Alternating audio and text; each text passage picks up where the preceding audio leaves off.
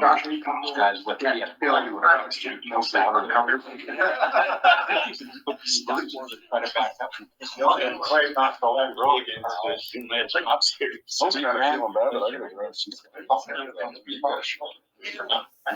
guess I never do. Yes. No, it's fine. No. The phone is live. Everybody listening? Everybody here? Just letting you know the phone's live. Okay. Sorry, we didn't have time for hellos. Thanks for being here on behalf of the Repository Study Committee. This is meeting 12. Get together 12. So, you know, hopefully get a lot accomplished when we keep the same moving forward. Brief agenda for the group, and for the most part, I don't want to be up here presenting. I guess we just going to have a conversation about the report. Everybody's had it in advance. Hopefully, everybody's at least read the executive summary. We'll go through some of the content, but I think it's most appropriate probably to start with welcome introductions. I know you were running around saying hello to begin with, but there's probably some people on the phone that may not be aware of who the folks are in this room. So we'll do introductions, talk about purpose and objectives of the RSS Repository Site Study. Just have an open review and discussion of the draft preliminary repository screening report. We'll take the feedback, and then we'll take that and move it towards final. And then at the end of the meeting, we'll just talk next steps. Does anybody want to open with any comments to get us going or anything? Should we do introductions? Introductions? Okay. So one comment I did get on the report already from Shannon was to put things in alphabetical order, so I did that to start off. And Shannon's not here, and we're also missing Don Uncle Senior. Don Uncle Senior will not be here. I have a letter from Don here that I'll read if you'd like. Yeah, and then we'll do the intro. So he says, Don says, I want to thank you for sending the repository screening report on March 14th of 2024. I have read through the report and I do not have any comments. I concur with the report. I traveled last Thursday, March 21st, returned to Butte on the 26th. I'll be traveling to my daughter's home for Easter. My apologies for not attending the meeting tonight. Thank you. So how about we start with you, Eric, and we'll just go. I'm Eric Hassler, the Director of the Department of Reclamation and Environmental Services for BPSOU. I'm Andy White. I'm with Aspect Engineering, supporting Josh with the management and design, and then help them out with this too. I'm Adam Logar with Pioneer Technical and supporting Atlantic Richfield and the Mine Flooding Operable Unit. Mark Neary, Public Works Director, Butte Silver Bowl. John Sorge, Commissioner District Number 4 of Super Bowl. Josh O'Neill, Commissioner District Number 7. Eric Matkins, Commissioner Number 9. JP Gallagher, Chief Executive. Mark Thompson with Montana Resources. Carolina Blue, I'm the Montana Remedial Supervisor for EPA. Molly Roby, Remedial Project Manager for the Priority Soils Operable Unit. Emma? And Emma Rott, the other Remedial Project Manager for the Priority Soils Operable Unit for EPA. And I'm Daryl Reed. I'm the State Project Officer for DEQ for Priority Soils and Engineer Plumbing. Josh Bryson, Liability Manager for Atlantic Richfield, Butte Priority Soils corridor projects. I did put some asterisks on this to designate individuals who are on the technical subcommittee. We talk about the whole committee and the technical subcommittee sometimes, and so that includes myself, Josh with Atlantic Richfield, Eric with Butte Silver Bow, Daryl with DEQ, and Emma with the EPA, and also Brad Archibald is a member of the technical subcommittee. He's traveling, and generally when we have ideas with the technical subcommittee, what we do is we tell Brad to make it happen, right? Produce something, and Adam often supports that, and Andy often supports that now too. So these guys will be here, you know, taking notes for everybody, so we don't miss any of your feedback. And again, if you have any comments on the report, you can send those via email. Emma's already sent some comments. Shannon said some comments, and you just want to communicate today. That'd be good too. Okay, that's who we are. Purpose and objectives, and this is a direct cut and paste from the report. But when you think about the purpose and objectives of this, the RSS committee came to be after we had poor communications with the Timber Butte neighborhood and designation or selection of that repository, just going off of what was put in the 2006 ROC.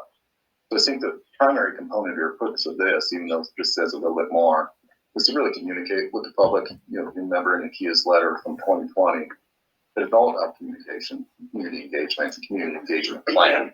So I hope that this is fulfilling that. And we have representatives of multiple, districts in town. We have private representation of citizens, and of course we've got all the stakeholders in the group too. So, we've been through this process pretty diligent, and we've got a ways to go. I think I mentioned earlier, this is our 12th meeting or open house or presentation that we participated in.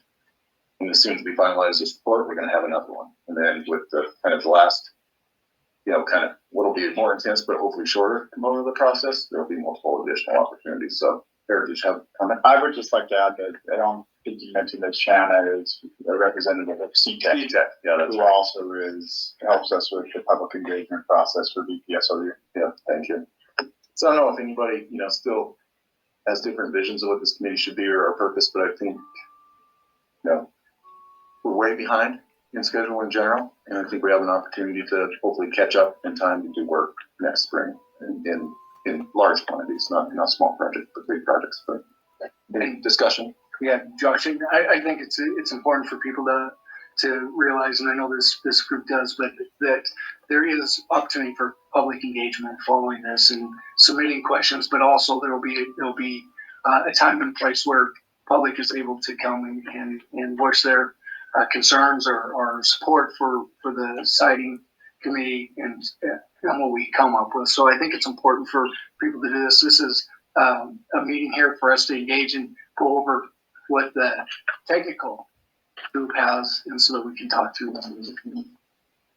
I think some of the language even in this statement is important. Identifying screening potential locations, evaluate those locations, and recommend a preferred location. So this is a screening process in my mind, and in the end, we're going to have to come up with a recommendation, maybe more than one. And I think some of that is already present in this preliminary report. But without assurances of where we go at one single location that we know everything can go, we have to keep our playbook open a little bit. And I hope that being comes through, because right now, the Berkeley Pit, people want to put it there.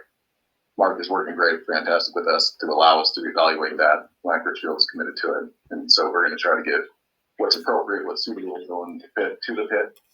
That it doesn't mean everything's going to go in the pit. We have to remember that we still have municipal solid waste that may or may not be able to go in the pit. We got dioxins and PCBs that may or may not be able to go in the pit. We got large chunks of concrete, steel that we're going to excavate and find that may not be able to go in the pit. Depending on how we transport materials, maybe they can go in a trunk. Maybe they can go in a slurry pipe. Maybe they're not, we got to figure these things out as we select the location. Okay. So this is just kind of the top bullets from the executive summary at the draft preliminary repository screening report. The Berkeley Pit is the preferred option. We'll kind of go through some of the scoring to tell you why. We put some language in there that we want to expedite, evaluation of the preferred location, focus our resources on it, and then, distribute resources as needed as we get some of these detailed answers. We don't want to be chasing locations that maybe aren't necessary, but so we try to invest most of our resources into the Berkeley Pit while maintaining some, tangent work items to do geotechnical investigation at multiple locations, for example. But most of our work is going to be focused on the Berkeley Pit. And then, try to get through the process as soon as we can. And we've got a pretty aggressive schedule, even for everybody's liking, I think. This can be hard to meet, and we'll discuss that. So we can have timely selection, and which will enable us, if we have final designs to do or materials to purchase, some of the materials that we're thinking about, for example, for a storage system, are 6 to 12 months out. It's hard to buy materials when you don't know where you're going, or if you can transport it that way. So that's some of the reason we're pushing pretty hard on this, and we can talk more in detail. And then we have the other three locations, like I said, the flexibility. So the Berkeley Pit is preferred, it scores the highest, and then we have the existing Deep Mining Waste Repository, which was spoken to in the 2006 ROD, is an improved location. We've spoken about the Kelly Mine area last summer's meeting, and then we had the rollout and meeting in Centerville, and I had some tours with some folks from Centerville up at the Kelly. Eric, I think we had a couple tours. Then we had the open house So that's still here and scored out. And then this is a new location that's in the report, Shields Avenue. And talking to Mark, we thought maybe it's a suitable location, so we just wanted to have one flexibility again. This one's on Montana Resources property, right between the Balshan plant and Montana Resources office, kind of by the top of the south ramp. So overall, we still think we have an adequate number of locations to consider in case we get in a bind on any certain location. If we have to send certain materials here that can't go in different spots.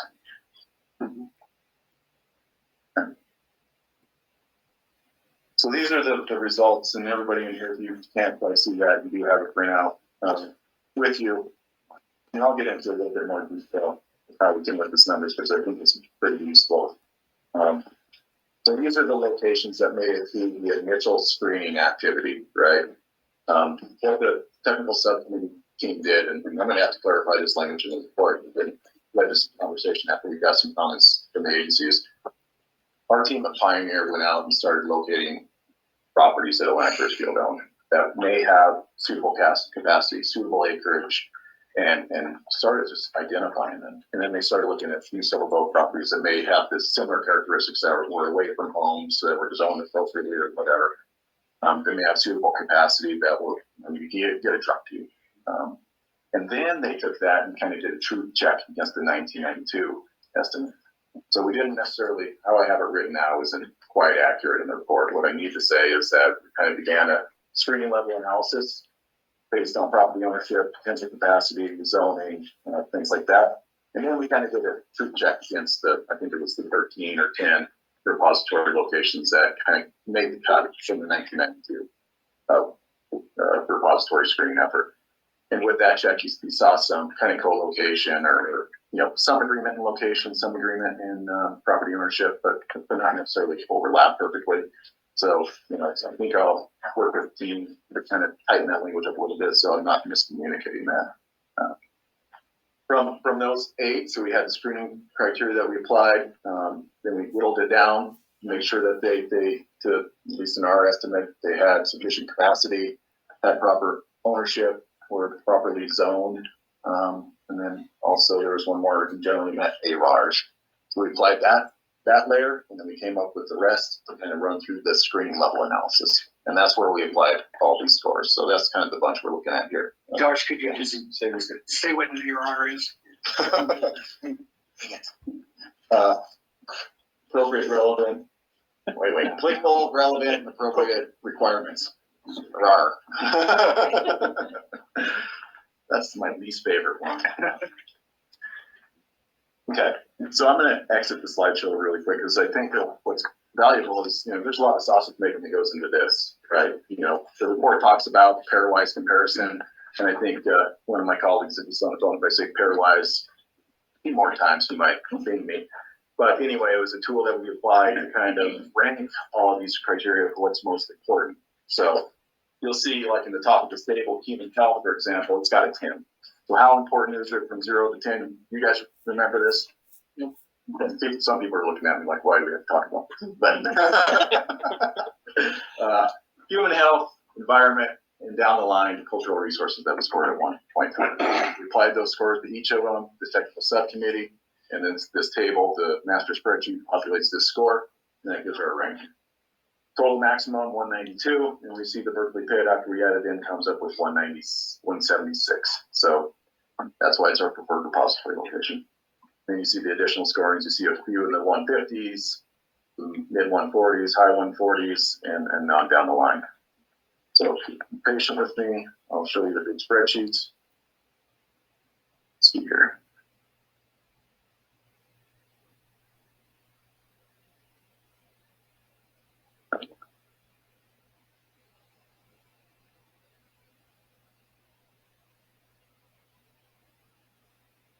Okay. Still looks like it's sharing to me. So this is that same big spreadsheet you just saw. We rounded it up to the nearest digits. So 191.5 is 192. And then you have each of the assessment criteria here in the bottom. And just this for people on the phone and people that are new to the process. we scored these in 0 to 5. And we just estimated, like looking at Whiskey Gulch 1, Interstate, you guys remember those being in West Side soils. We looked at the distance to a home, for example, and we kind of ranked that against the rest. So half mile from the nearest home. Worker safety could be good. So this is all kind of professional judgment based on what we know with our institutional knowledge of the properties, and we came up with scores. And we did this, repeated it each and every time for each of those assessment criteria.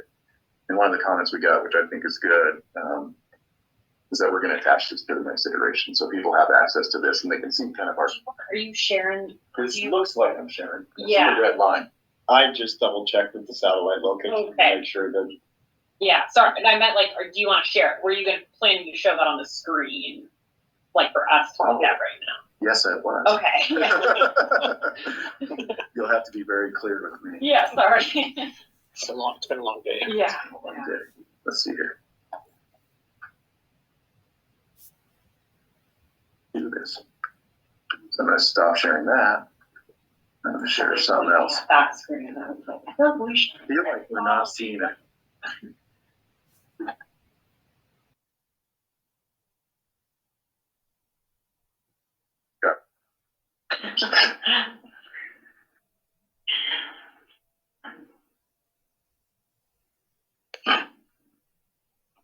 Daryl's getting a front row seat to see how your mind works. So I don't want to get backseat driving. One of those is the right window. There it is. Wow. Okay. Send live.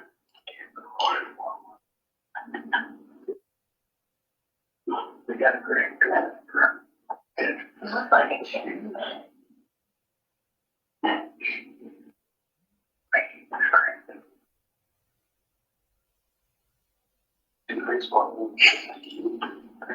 Yeah, plug in is your second monitor. You're gonna drag it over. Your cursor is on there. Yeah. Okay. Yeah. There's some on the screen. Okay, on my screen. So it's sharing. You might, can you drag that over the right or left? Spreadsheet. Yeah, try to move to the other one. Yeah. When you have the spreadsheet open, that, can you drag it down? Like minimize it on pull. Or like, just see from the top, that was to right.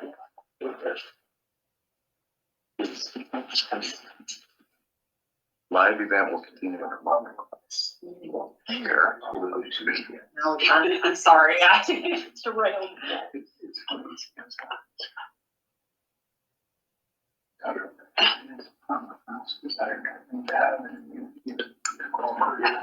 Okay, I got a text that they were seeing this screen, now they're saying the live event will continue in a moment. Back to red, it's back to red border though. Yeah. Yep.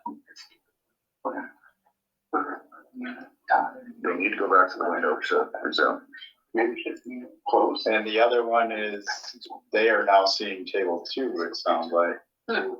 Now they don't see anything, so they had table 2 and they lost table 2.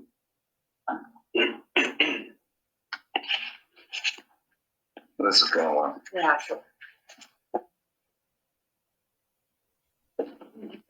We just had a connection issue. Someone from us. Alright, sure. And then it's really just the room lighting, right? That's, I'm so, just gonna go to the PowerPoint and keep going. okay. Okay, table 1 is back up. Yeah. Okay. Save so much. Yeah, we can just keep going with that. Okay, so I think hopefully we still have audio and hopefully we can continue through some of this content, but needless to say, we're going to attach some additional supporting content of how these tables were derived with the numerical scoring and some of the description of why the technical subcommittee chose those scores.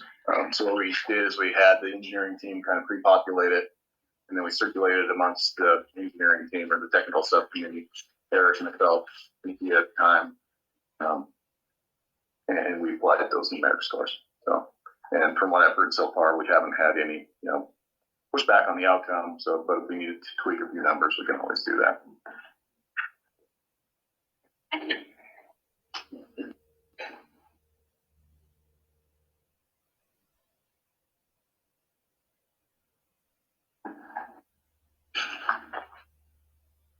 I'm going to try to switch out of this again.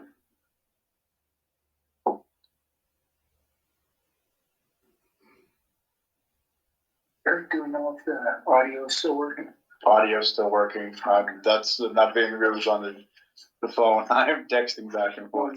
His audio is working, and they still are seeing table one. I'm just letting them know we're switching back to PowerPoint. So I've got a wheel of death too. I don't know what's quite going on, but so I think everybody here has this table. And just in interest of people on the phone, maybe we can cover some additional content right now.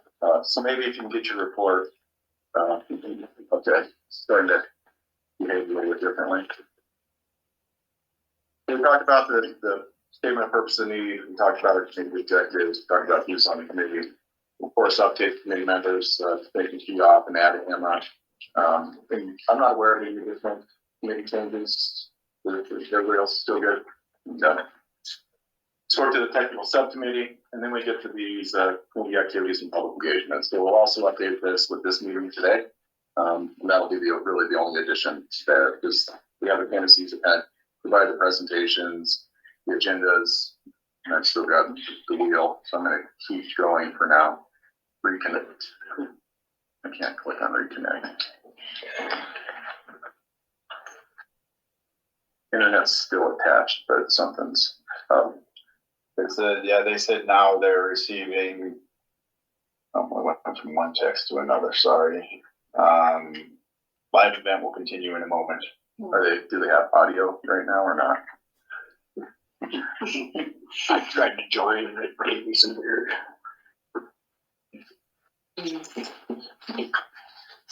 I'm just going to pause because if we keep going, then people can just give us. We're going to get To see if we can get it up again. I had a Windows update today that was. Yeah. They still have audio. They still have audio. For people on the phone, my computer is spinning wheel of death. I think we all refer to it, and it's not being reactive. Still have internet connection, so I don't know what's going on.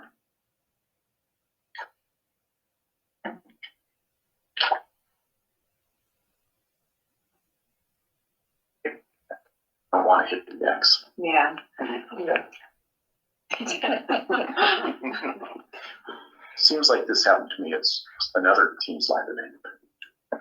Okay, we do have audio. So I'm going to just speak to those meetings that everybody's been aware of and had. It's in the report. We'll add this meeting today.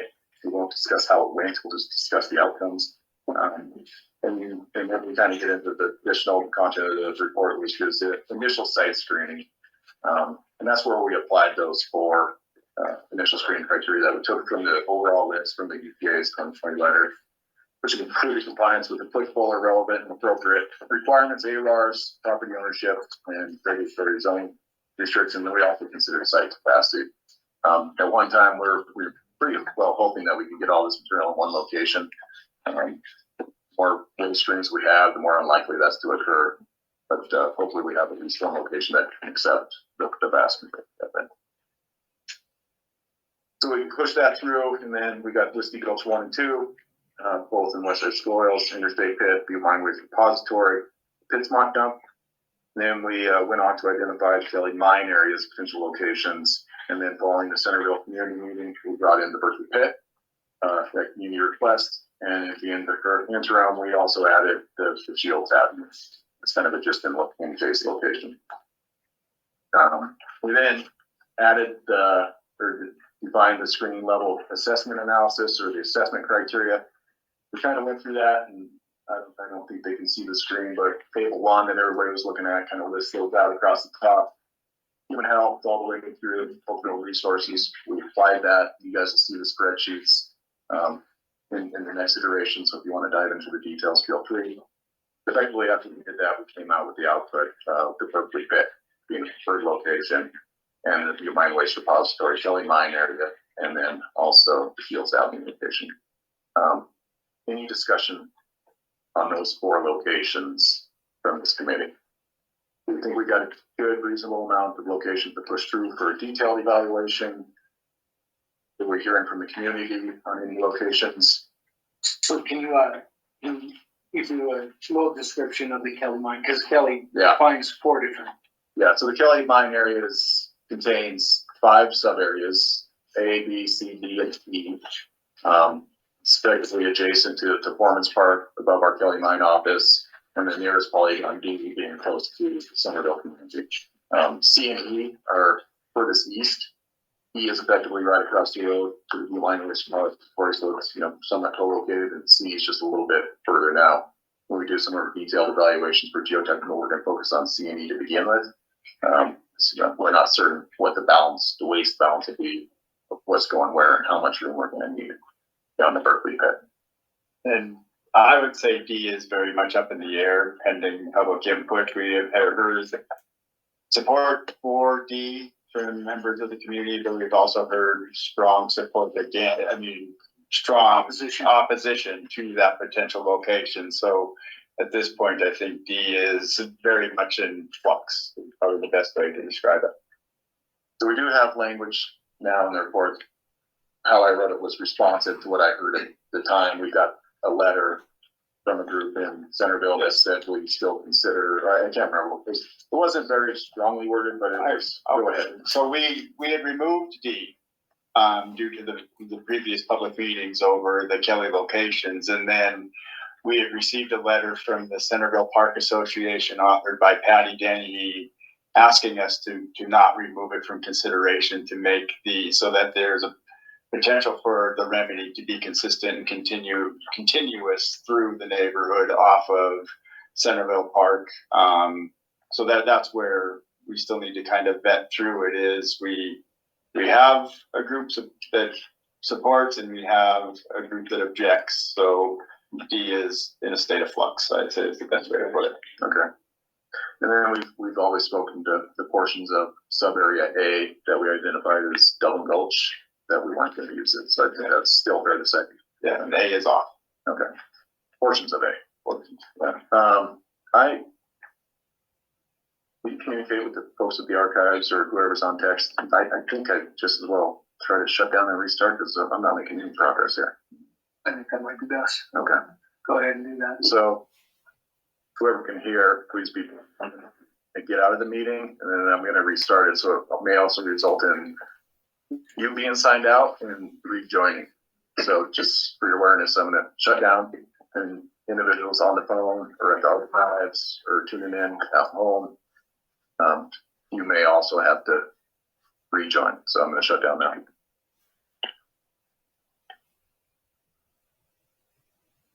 The secret meeting. Well, they're still on. There we go. Just a joke. I think that's the difference. We can only see. If you have it already, you want to show that. Open it. And got caught. Function FAH. Yeah, whatever you want to see. Try to yeah, there you go. There you go. Yeah, see, because we could only see your mouth sometimes. And so. It's just not seconds. Okay, well, I don't see that. If I Just use that as your main screen. Yeah, that's a good. I don't have that option. So if you, you want to show Google right now, or I just want to show this map. is that on Adobe or the open? Oh, there you go. You know, Clemson. So what if it's open? Yeah. Like the map? Just gonna close everything. I don't need the PowerPoint anymore. It isn't because you got the basketball game up on another screen. They have the map and audio now. Oh, good. Everybody has the map in their pamphlet. Yeah. Okay. Yeah, we got that. All right, reconnected, looks good. All right. I was still reading every text message I get. So JP had me talking about the Kelly Mine area a little bit, so I wanted to have a chance to go back to the map so everybody knows, where these locations are, so there's no surprises. Everybody, can orient yourself for the Berkeley pit in town. Kelly Mine area effectively is, northwest of the Berkeley pit, right above the line of Bridgefield's office, the Kelly Headframe Spirits Distillery, immediately east of Foreman's Park, and near Centerville.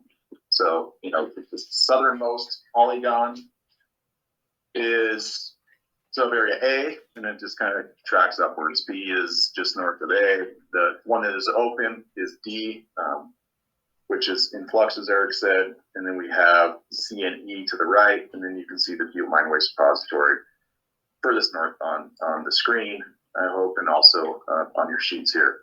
Now, Shields Avenue repository location, approximately 11 acres, owned by Montana Resources.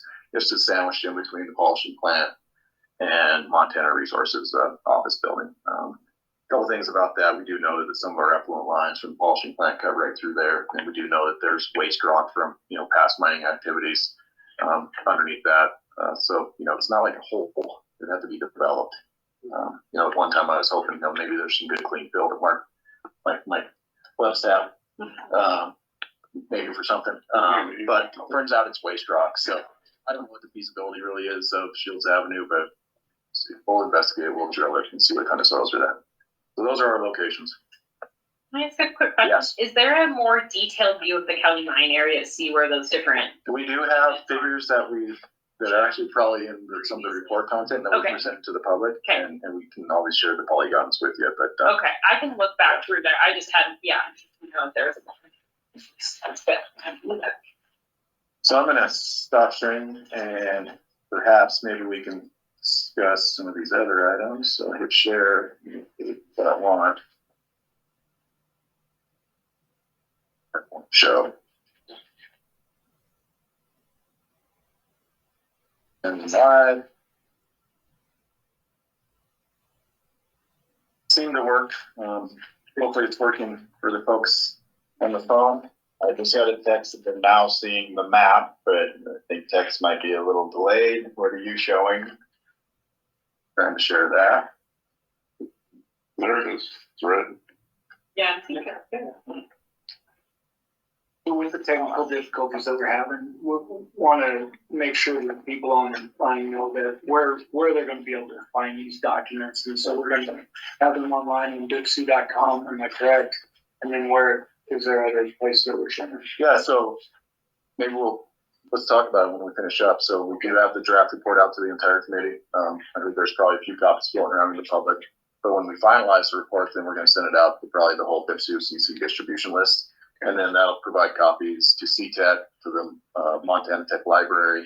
And of course, it'll be in the whole public domain then. So there's no harm in asking any of our representatives here. One is up. Sorry. All right. And now it's working again. Good. So I think let's have just a little bit more discussion on what we're proposing to take through this into the final detailed evaluation component. I mean, I want to hear questions now or comments now or, anything from this committee that we need to consider in the report. I've talked about some edits and stuff, but let's just open it up to the Berkeley pit. I think we've heard pretty overwhelmingly from a couple of our meetings out in the public, the open house that people want to consider, and that's exactly what we're doing.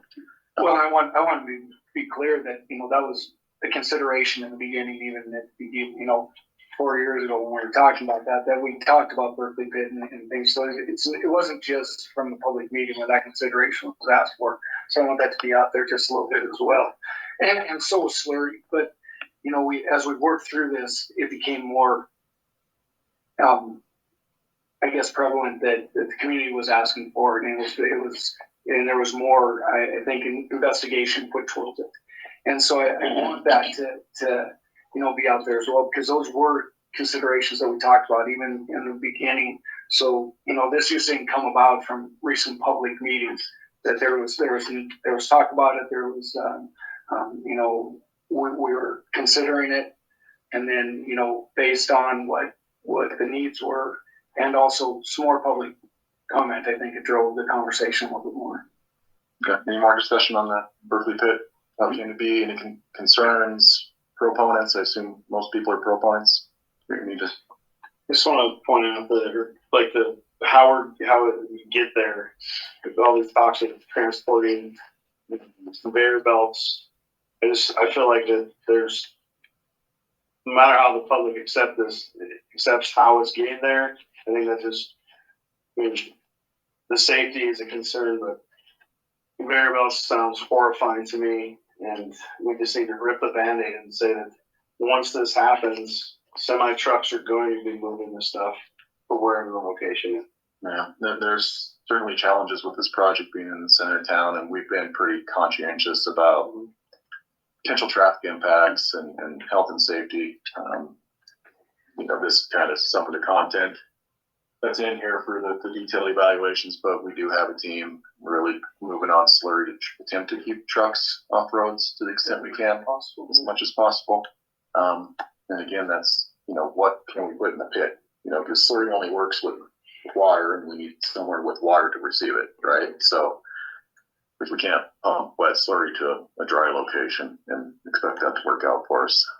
So we're moving hard. We're still, you know, committed to keeping as many trucks off the road as possible. I wouldn't go so far to say as if we have slurry, there's conveyors are probably off the table, right? We need to pick make some decisions to move this forward. We can't go forward with, you know, 5 different alternatives and right to the finish line. We need to get to the finish line and have a decision. I think that, you know, from everything that I've heard, I think slurry is the preferred option as much as we possibly can. Yeah. And then we know that there's going to have to be truck that are going to transport it at some level. I mean, we're not going to get fully away from trucks because we talk about the different waste streams. I think that's probably one of the considerations that we talk about in here is what is the difference of the waste? What can the Berkeley accept and what can't the Berkeley accept? Yeah, we're seeing that as one of the most critical decisions right now because, you know, there's requirements or acceptance criteria for the municipal landfill, right? And there's probably going to be some kind of acceptance criteria for the Berkeley pit. What's appropriate to go in there? What's not appropriate to go in there?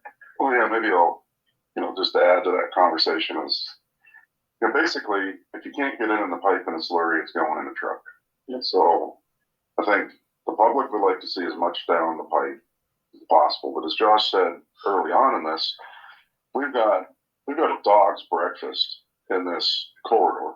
I mean, we've got municipal waste, we've got historic mine waste, we've got tailings, we've got smelter waste, we've got industrial waste, we've got other operable units that could play into it with the pole plants and dioxins and possible PCBs. We've got hydrocarbon contaminated waste. You know, this is not a cleanup that you're going to read about in the textbook. This is probably one of the more difficult ones I've ever even heard of. And what we need to be cognizant of is where do the margins go? Because you can draw a line on a map and say, okay, this area is municipal waste and this area is mine waste, but that's not how it works out in the field. So do you want the mine waste going with the municipal waste in the margin and going to the landfill, or do you want the mine waste with the margin and the municipal waste going to the Berkeley? And does it have to be perfectly segregated? You know, yeah, certainly a washing machine and municipal waste is not going to go down the slurry pipeline. But what about when you screen off the big nasties and you're left with a little bit of scrap of glass or bottles or whatever? You know, does that go down the pipe? But be cognizant when we make those decisions that if it doesn't go down the pipe, it goes in a truck. So, and, you know, dioxins and PCBs are listed hazardous waste. So we talk about ARRs. One of those ARRs is RECRA. That, you know, there's no way we're going to keep every single molecule of dioxins out of that slurry water.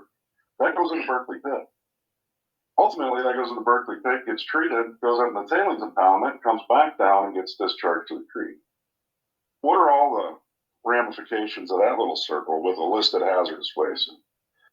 So when you start looking at your transferring waste between 2 operable units, you've got different types of waste.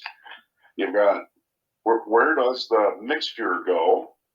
And you look at record and mixture rules, well, how do you deal with that?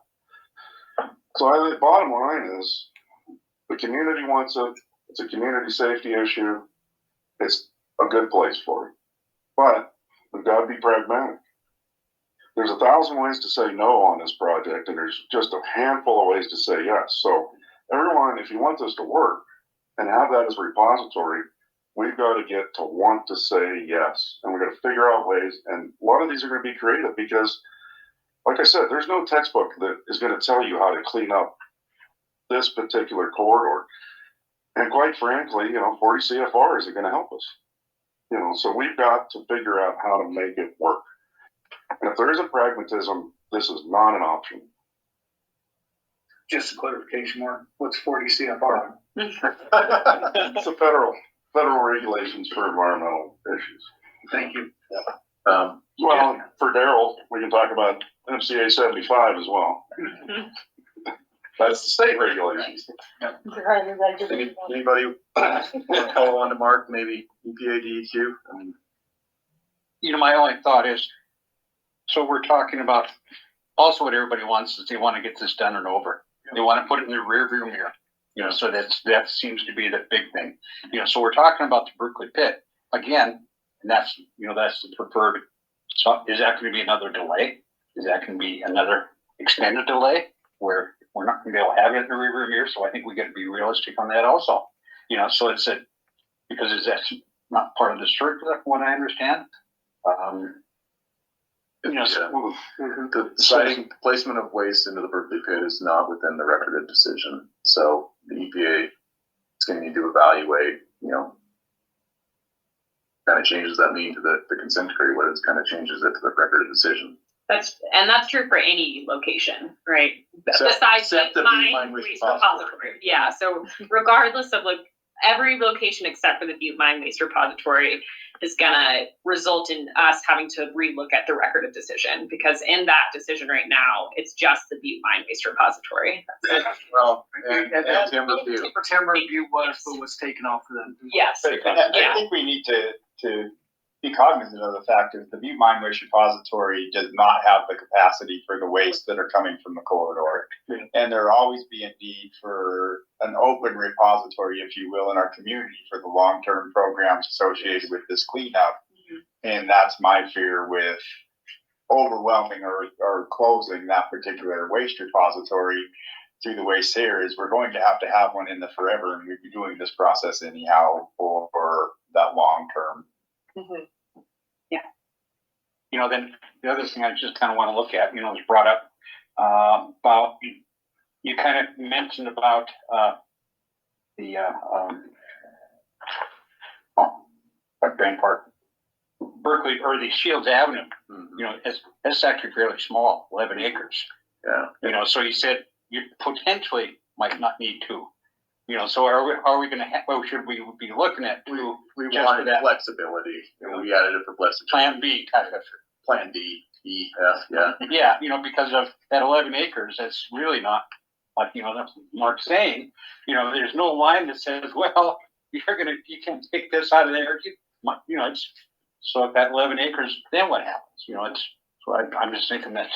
So I kind of want to piggyback on some of Mark's comments, but more in regards to the municipal landfill. I mean, we have rules and regulations that we have to make sure that we're living underneath out there as well, with the mixed wastes and the disposal of mine waste, and with the municipal waste, if it doesn't pass T-clip, that causes issues there in long-term operations and maintenance and in regulatory aspects. So Yeah, I think the regulatory layering here is going to be difficult. And that's where the pragmatism has to come in. So we have to find a way to yes. I agree, because there's a lot of no's that could pop up. And if we're going to be moving dirt next year, we need to get to that yes this year. Yeah. I mean, it's late Q3, early Q4. We have to have location or locations picked and approved. Josh, I think it might be helpful to kind of go through some of the elements on the schedule about what you have coming up planned for the field investigation work. And then also just kind of summarizing this in the detailed evaluation and how all of those go together. That would be helpful, I think, for everybody. So let's put a pin in this component, and we'll talk about next steps and the schedule. Andy to talk about the schedule to see if you want to put it together. So we're going to take this input back on the components of the preliminary repository screening report. We're going to finalize it. So it will infer what the next steps are, but it's going to be focused on just moving these 4 locations through, right? And we're going to put a pin in that, finalize it, and get it out. And that effectively puts us into what's step 5 of the EPA's guidance letter, which is part of these detailed evaluations, investigations. And the intent of those is to kind of get down in the weeds and make refinements, do some engineering, do some investigation to make sure they're appropriate locations. At the same time, parallel to all the technical work, we're going to be performing an ARRS analysis. We're going to be performing a cost analysis. All these things that we need as inputs to help inform the decision-making process, to help us get the yes, as Mark says. So I don't know that we have a complete list of all these detailed evaluations or investigations we need to do, but we've got a head start. Okay, let me stop sharing that one, and then let's jump into some of these other items. One of the comments I got from somebody is because there's no camera on everybody, when somebody speaks, maybe we should say who we are. Oh, the owl was it working? I don't know what happened. Maybe it was it moved. Oh, okay. But I had a comment in here that just said it's hard when you couldn't tell. Okay. Okay. So, well, now you're on the spot. The owl's got me. All right. So let's see if I can figure out how to jump to the schedule. Share. And we'll kind of walk through it. Where's this thing?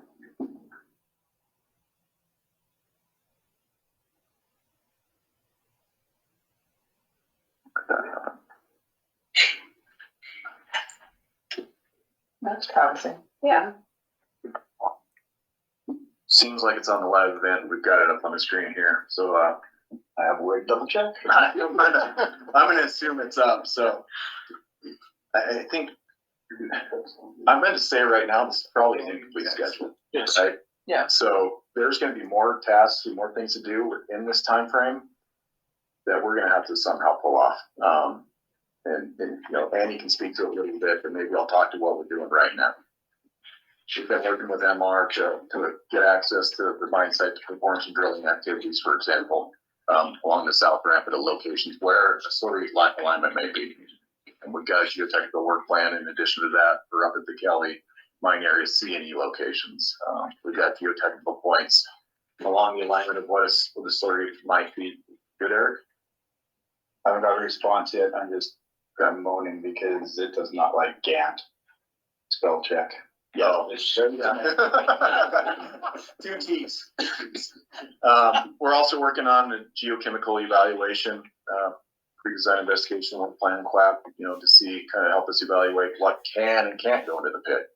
Geochemically, how are these things going to react if you put it in pit water? And then we've got another data gap QAP out there that we issued, I think, last Friday, to allow us to go out and get that data. So that's a pre-design investigation work plan and a QAP that we got sent out to the agencies on Friday. So if anybody tuned in on Tuesday, I think you saw a list of documents or heard speaking about a list of documents. And it's tough to keep them all wrangled, tough to get them all developed and through, and then get them to them and her team and reviewed, and then back to us and get them finalized. So there's so many components to go into this that need to be complete. In addition to those, I already talked about this slurry evaluation that we're doing, working with Jacobs right now to see what that system even looks like, and really trying to work it piecewise and have some kind of level of confidence at some point in this process to where if we have a lead item that's 12 months out, do we buy it? Or do we wait to try to rent it and hope it's on the shelf when we get there? If we have 12,000 linear feet of 8-inch HDPE pipe, when do we pull the trigger on that to get that material there? So there's a lot of decisions that have to be moving, completely coordinated amongst the stakeholders, so we have some kind of level of confidence that we're investing our resources wisely. So this is the schedule. I don't know, Andy, how much detail you want to go into this thing. Everybody here has a copy. Hopefully, folks on. So again, the owl is there. I'm getting it. The owl is not working, so we probably do want to save some. Okay. That was Josh. Here's Andy. This is Andy White. You know, the biggest thing to touch on in this schedule is it's tight. There's not much slack at all. I mean, really, you start looking at some of these review days that we're putting in there. We're going to have to work together on all of these claps, these plans, these summary reports to keep this going. I mean, because if we're going to hit that date, you know, by end of Q3, early Q4, where we need to be and have some sites selected so we can get the design done on those, finalize everything else, and be ready to roll next year. These are the biggies. These, you know, we've got the data gap soils investigation. That's going to take some time. You know, laboratory stuff. So we've got the geotechnical investigation, the geochemical evaluation. This is so tight right now that it's going to feed in, you know, like the draft documents that you see, they're going to have to feed into our draft detailed evaluations report, right? We're going to have to work with the agencies and everybody to get comments on those so then we can peel the final documents into the final photo. I mean, we've got to get there. And like Josh talked about, even with the slurry, we've got to set a no date on buying stuff. So we have a good feeling that this is going to work so we can get materials purchased. So, I mean, just to harp on that again, we're going to have to work together just to get to this. And Josh has got resources, he's hammering on it. And I mean, I think we can do it. But we also have a whole lot of other things going on too, because, you know, we've got to get to moving dirt next year. Well, I guess what's not shown on this 10-4 is we need once the repository is selected, if it's a solids repository, we have to design the thing. We have to get that through the design process and approved, right? We have to make sure our materials management plan addresses what the waste acceptance criteria are for, well, for example, the Beaman waste repository and the Berkeley pit. If we're sending municipal debris out to the landfill, we got to make sure it meets the acceptance criteria out there after we screen it off, right? And we're sending those car frames and washing machines out there. So there's so much content that needs to go into this to make it happen. And I think it's really going to be, you know, two efforts that are pushing somewhat parallel to each other. It's the repository science study and it's the materials management plan. Yeah. Materials management plan is a lot about so much more than, you know, how is greater managed. It's about how we get this conglomerate of waste out of these project areas and manage it appropriately. And we have to think, you know, to some extent, how we do it practically.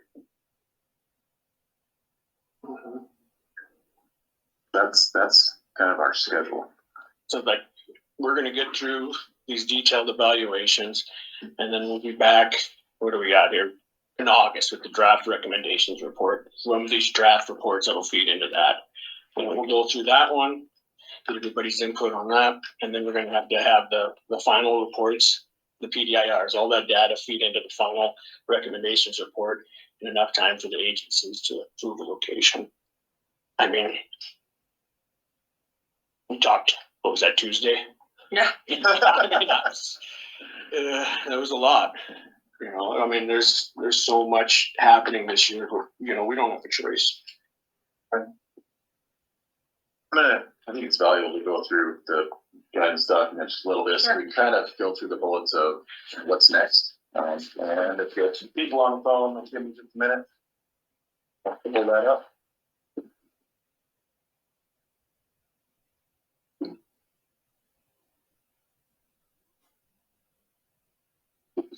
So the site to the mail.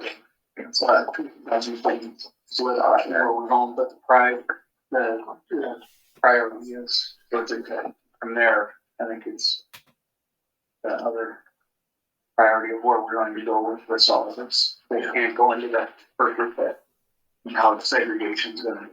That's what's holding us up is where we're picking. We need to pick the spots. So then you can start to design how you get it there. You can start the development of a dry repository that, you know, that we know there'll have to be some version of, but yes, you kind of have to know where you're heading in order to move down this list of tasks that Andy just went over. Thank you. And I'm not forcing the issue, but I am also, how do we get there?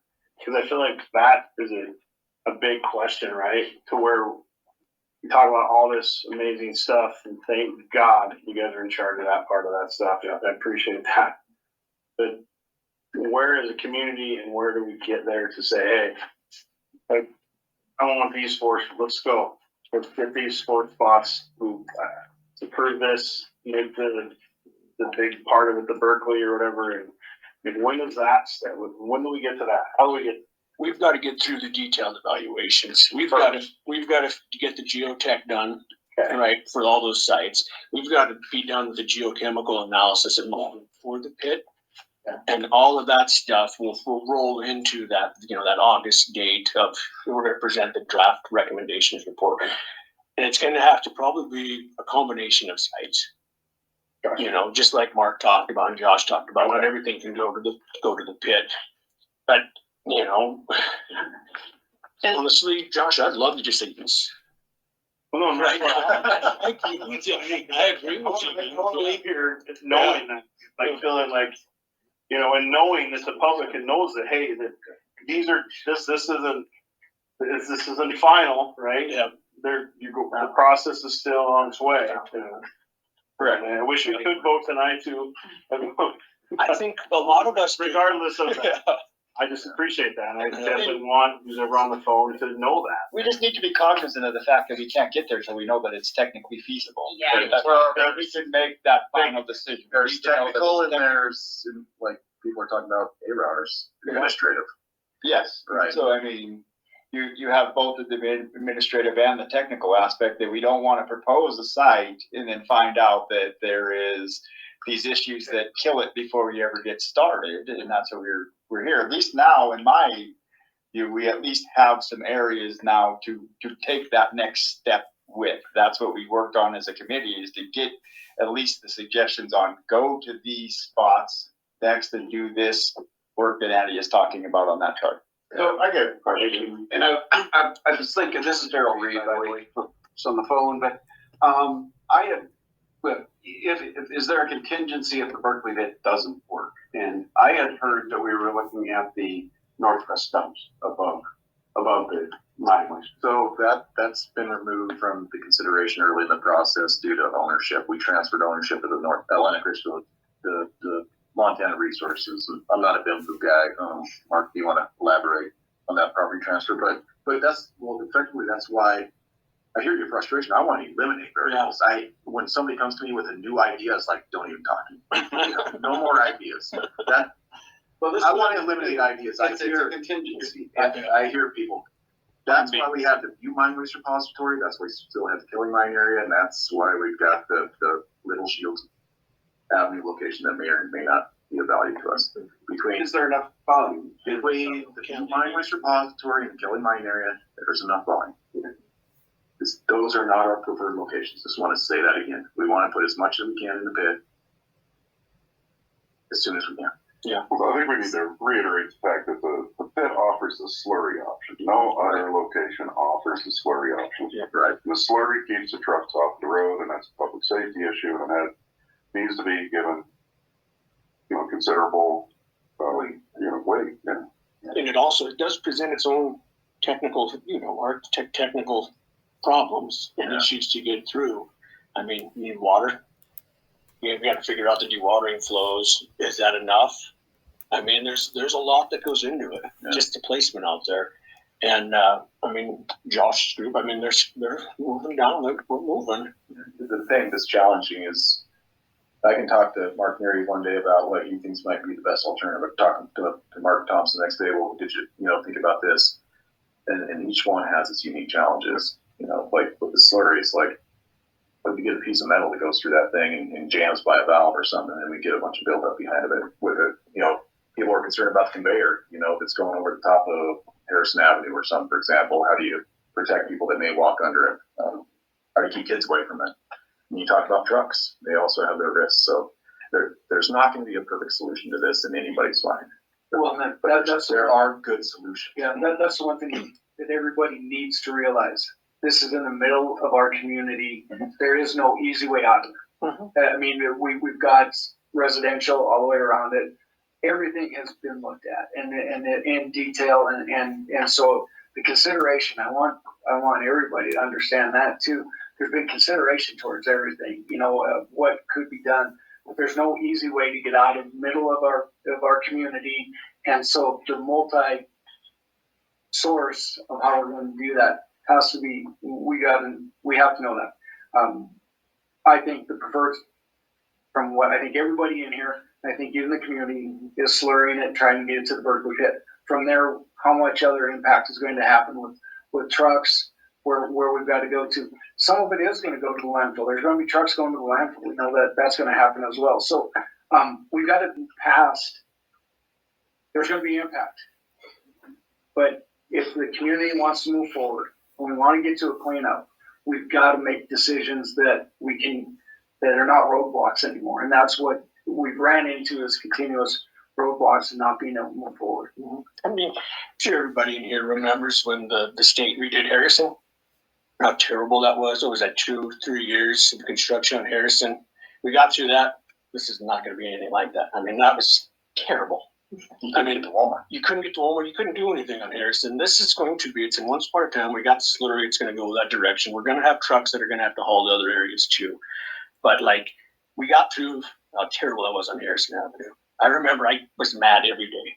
How are we going to be like that? How are we going to, you're seeing this is a real tight schedule. Yeah. And looking at it, there's a lot to do. It's a John Sorge, by the way. So how are we going to, how do we want to say this? Make sure that you're still on schedule. Instead of, can we get updates every now and again to make sure that schedule is being somewhat close? Yeah, I think that's a fair request. We can post updates on BPSOU.com, and we have our monthly meetings. And I don't know if there's any additional meetings, but with this, maybe to jump back to this, we're going to finalize this report, and I'm going to give another public presentation, and I think I'll cover on a lot of the same content I gave at the last Council of Commissioners meeting. This general progress, but then also an update on this, John. So I think that's a month and a half out by the time I get up there. So we'll have more new information in, and maybe we piggyback one, and 6 to 8 weeks after that or something. This is Eric. I can easily take that information and come to before the council body monthly as well. As this is where we're at in this process. It won't be great detail, but we kind of keep where we're at in accordance with that Gantt chart and let people know. And it'd be, there might be a hiccup here and there might be a hiccup there, and just relay that through that mechanism as well. I believe that people in general are very well accepting, but they just want to be informed. Yeah. They want to know. I'm by default an optimist on scheduling, and there are challenges and there's more work items to layer in there. We have a lot of resources available to try to get these things out as quickly as we can, which means keeping them as simple as possible and straight to the point, narrowing our scope at every step we go, reducing variables. And I hear Josh, and I heard it from Eric, I think the very first meeting we had, it's like, why are we talking about all these other locations? Right now, the only reason we're talking about these other locations is because we don't have certainty. We don't have certainty with that. That's what we're working towards over the next, between now and October 4th, it looks like on the schedule. And there's a lot of work to be done after October 4th. There's a lot of work before we get, I think we put our goal, moving dirt in the corridor May 1st. Yeah. So that 6 months is going to be probably as hectic as this period between now and then. Again, this is John Sorge. I got a question for the folks from EP. So after we do make the recommendation, what kind of procedure do you have to follow to review this?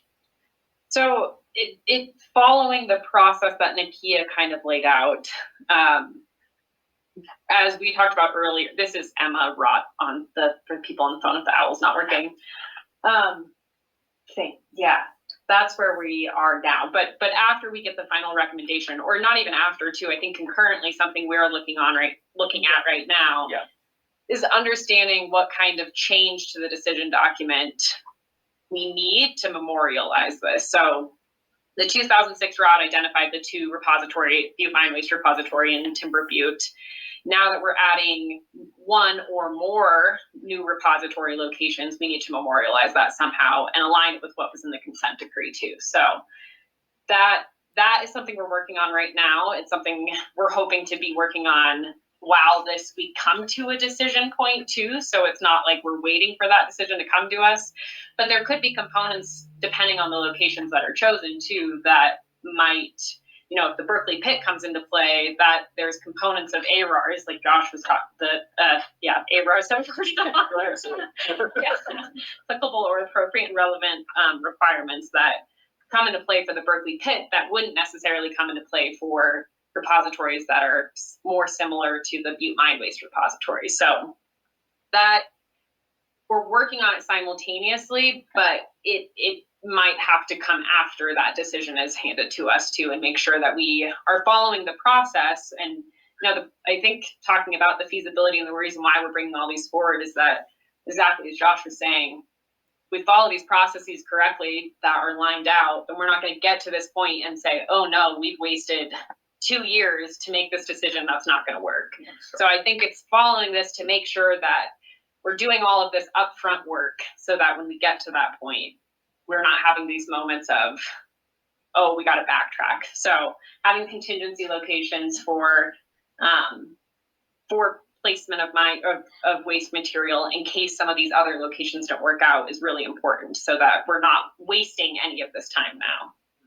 Emma, this is JP, and Yeah. I think that's critical. I think that the community wants to know that things are running simultaneously together, that we're not, we'll get to the final decision. Okay, now it's on EPA's desk. Yeah. And the EPA goes, start over. Right. That I think the community needs that assurance that we're working together and having updates along the way, saying, yeah, we have these documents in line. We are working to get to that final decision that memorializes it within the document. And it's as Mark was talking about earlier too, there's a lot of layers of regulations here that we're dealing with. It's multiple operable units within our Superfund site too. So it takes a lot of coordination that we're making sure as we're going through this, that we're not going to hit a point where we're saying, oh, this coordination doesn't work anymore and we can't do this. And so it's all happening simultaneously. Yeah. Thank you. Yeah.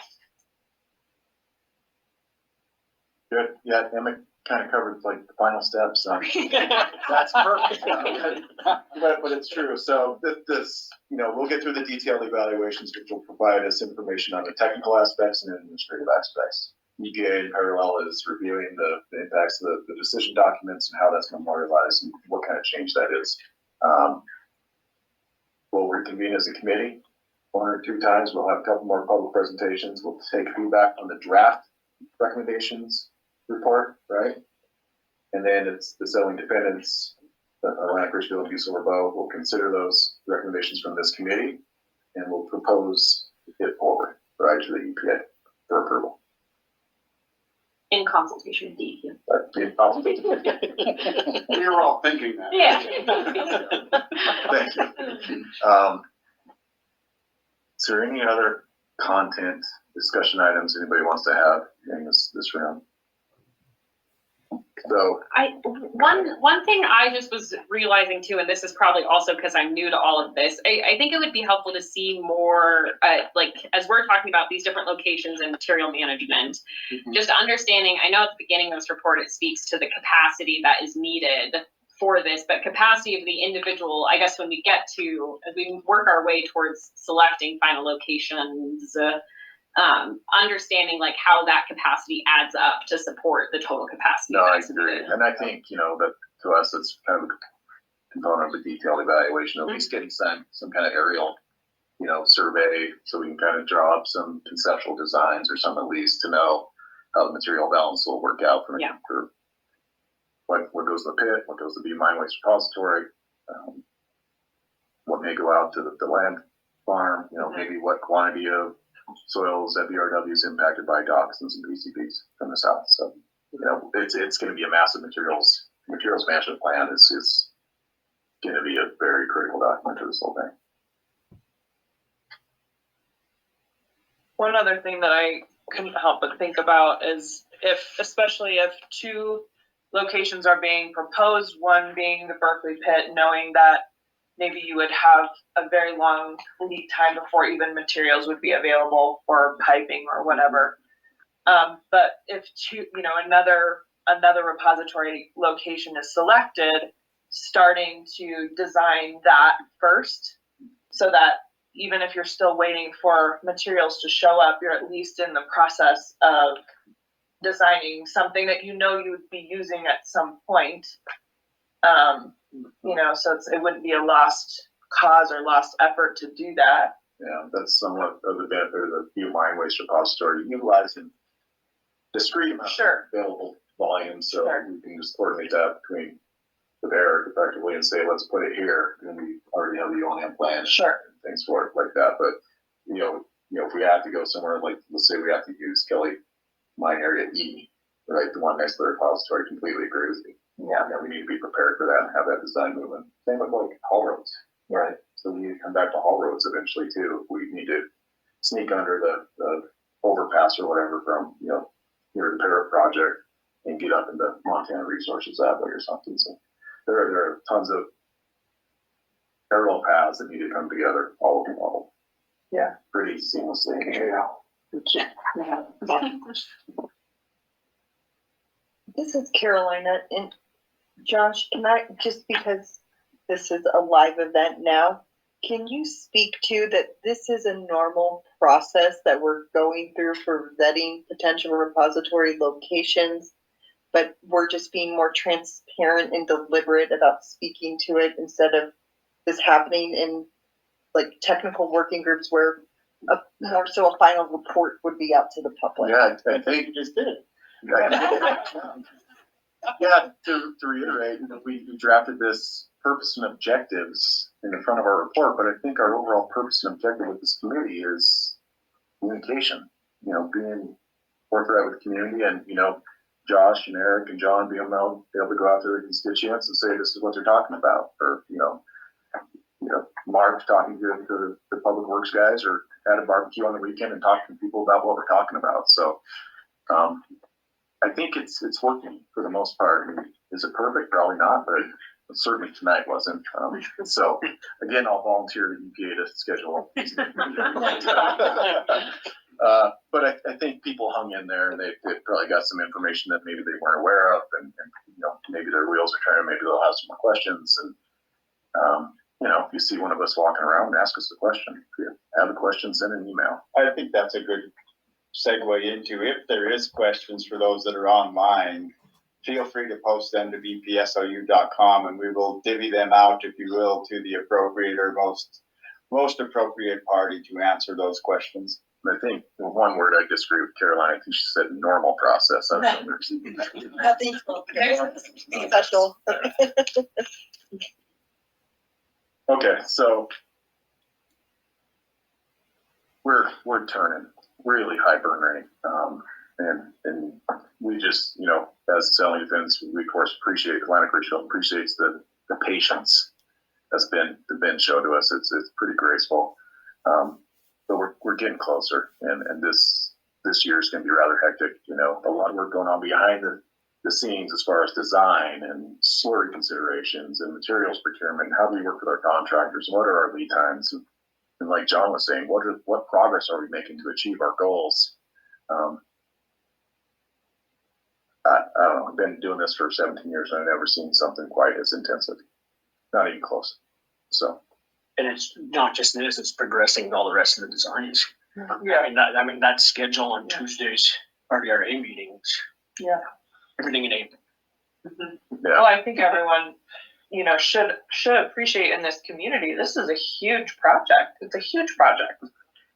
Top to bottom, from the RMAP program to all the work in the corridor, and so and it takes a team and it takes a community to get it done. So I think I speak for everyone in saying thanks for participating in this community to help move the design forward. It's really helpful, and I think we're really we're always impressed by the level of community engagement of Butte. So thank you to anyone listening. This is Molly, by the way. I think we kind of leapfrogged around, and in the end, we covered all 4 agenda topics in some fashion. I don't know if we want to do roundtable or any final thoughts? Anybody? Table. Seeing nothing here, again, appreciated. Thanks to the agents and tolerating my ineptitude, which seems live for the second time.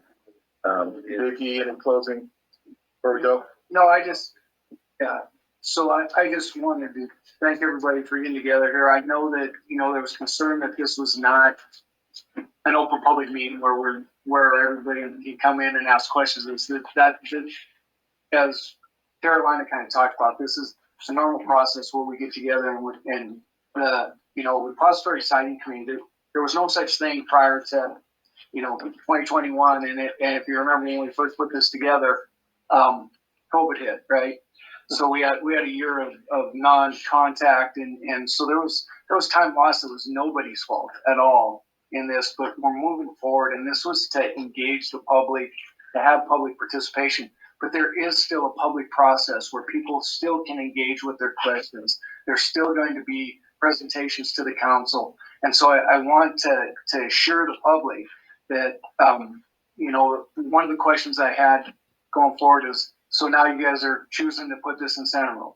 No, we're not, until it becomes the appropriate place and it's been vetted out. That is an appropriate place to go. It may not ever go there, but that's what this process does. And so I appreciate everybody's effort, and we're no longer on just a slow jog. We're on a sprint that we need to get some of this stuff done. And I think the community expects it. And so we want to work together to get that done. All right. Thanks, JP. Thanks, everybody on the phone. Appreciate you guys driving down. Everybody drive safe. Talk to you tomorrow, probably. Take care. Bye. Take care. Yeah. Bye. Mom.